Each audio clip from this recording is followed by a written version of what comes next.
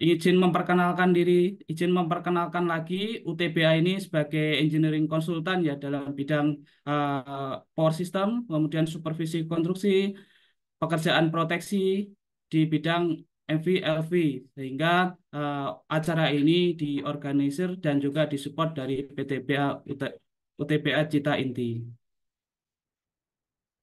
Baik, untuk selanjutnya kita masuk pada sesi penyampaian materi.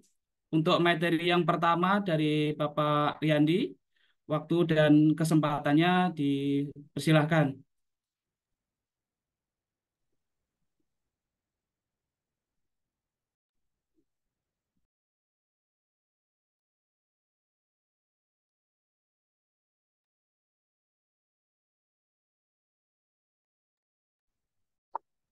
Apakah sudah terlihat? Iya, sudah tertampil jelas.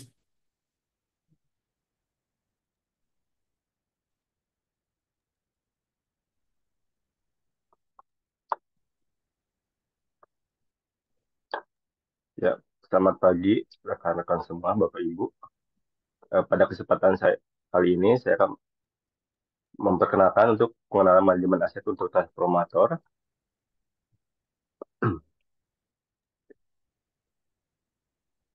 Untuk biodata saya dan perkenalan dengan Mas Gamal itu waktu di S2 di ITB, dan kami berdua bersama juga dengan Nurmela membuat paper tentang Trapo dan lab time-nya berdasarkan DGA dan Degree of Polymerization. Untuk manajemen aset, ini melibatkan penyeimbangan biaya dan peluang dan risiko terhadap kinerja aset yang diinginkan untuk mencapai tujuan organisasi.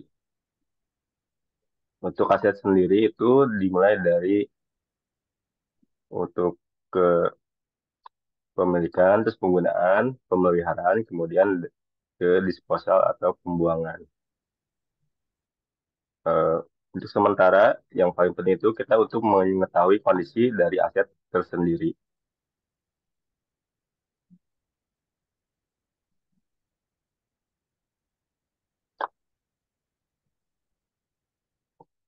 Ini aset yang kali ini itu yang akan dibahas itu tentang trafo, karena pada banyak masalah tentang trafo, ada trafo yang meledak menyebabkan pemadaman listrik dan gangguan juga pasokan dan dampaknya terhadap masyarakat.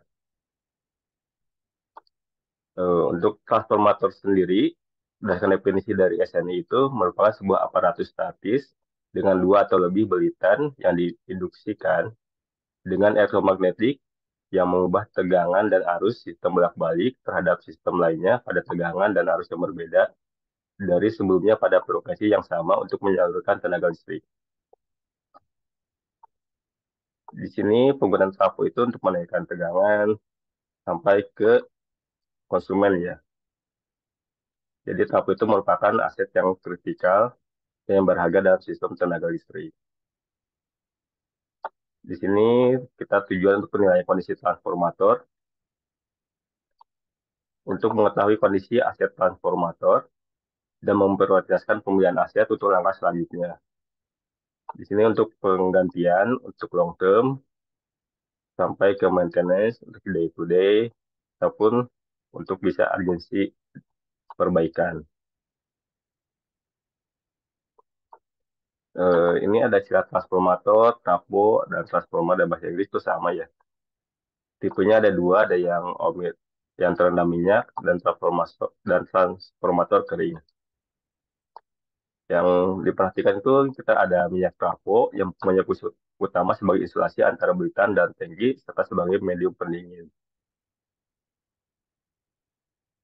Ini statistik kegagalan dan kerusakan komponen transformator.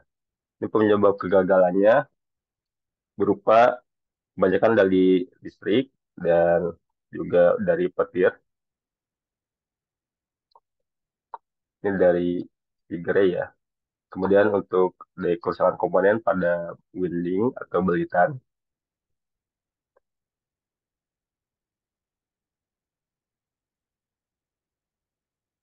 Kemudian ini untuk yang diagnostik matriksnya. Ini problem-problemnya ada dari sisi magnetik ataupun dari belitan.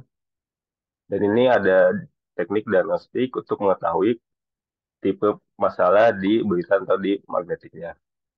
Yang ini banyak tipe tesnya yang dapat dilakukan untuk mengetahui kerusakan atau masalah di bagian komponen trafo tersebut. Kalau di sini DGA salah satunya itu bisa melakukan mengetahui masalah yang terjadi pada komponen di traf di belitan trafo, baik turn off turn atau dapat juga di magnetiknya. Dan juga jenis-jenis tes yang lain.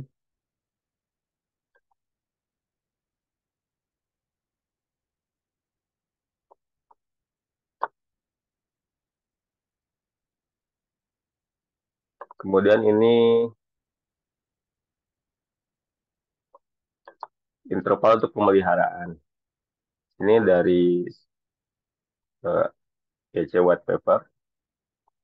Di sini untuk DGA dapat dilakukan 2 tahun sekali untuk maintenance yang ringan, kemudian pada maintenance yang biasa dapat dilakukan 1 tahun sekali, dan secara intensif itu 3 bulan sekali. Di sini yang perlu diketahui untuk maintenance itu ada yang bisa dilakukan secara in-service, seperti visual inspeksi, ada juga yang memerlukan pemadaman terhadap trafonya.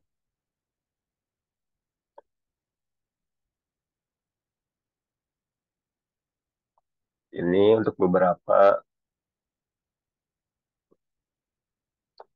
bentuk diagnostik dan standar yang dapat dipergunakan. Satunya yang paling gampang itu NETA dan ada juga IAC sama IEEE.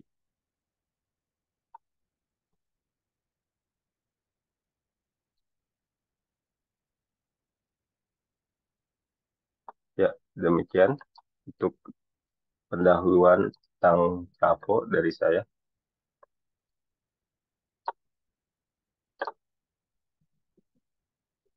Saya kembalikan ke moderator Fariki.